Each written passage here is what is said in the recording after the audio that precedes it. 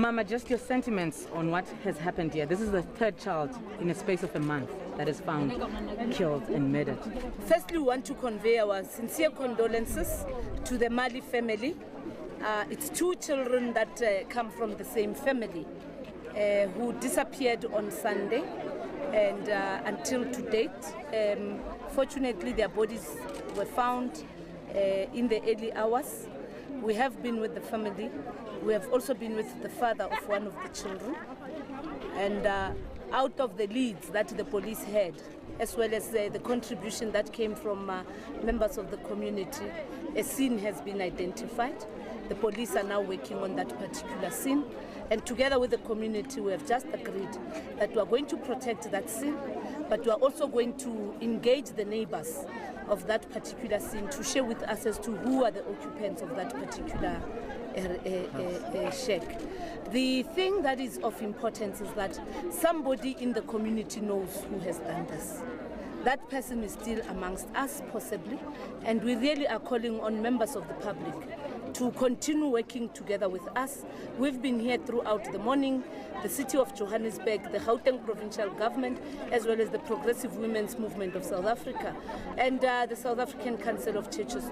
And through the work of the community, the CPF and everybody, we have been able to at least make a breakthrough in terms of finding the children, but also moving and identifying the scene. This is something that we must take back to us as communities and say real men must take a stand, because no man can actually find joy in killing or raping a 2-year-old or a 3-year-old or even a senior citizen.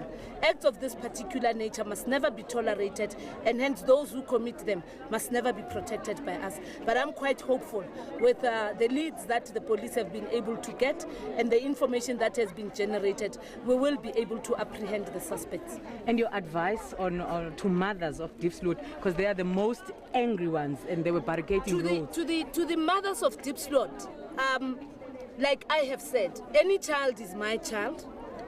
Let us love and look after our children.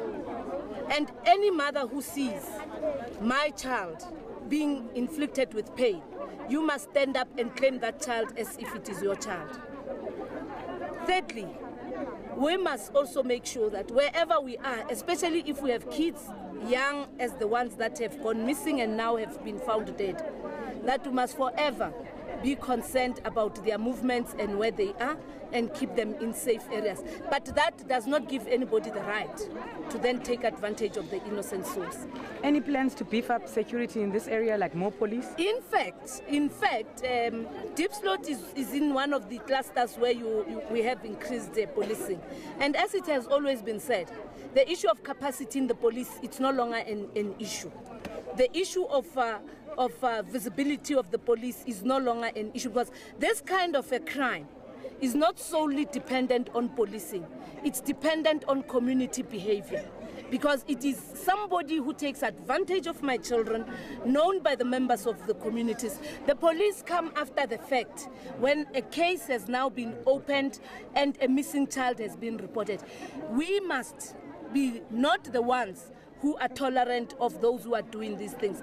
But reality is, there is no more any excuse about policing, and hence there must not even be an excuse from any one of us in the society for harboring criminals of this particular nature. It is now in the afternoon. Somebody somewhere has had a meal, somebody somewhere possibly has had a bath, and the mothers of these two children are actually in pain and are grieving.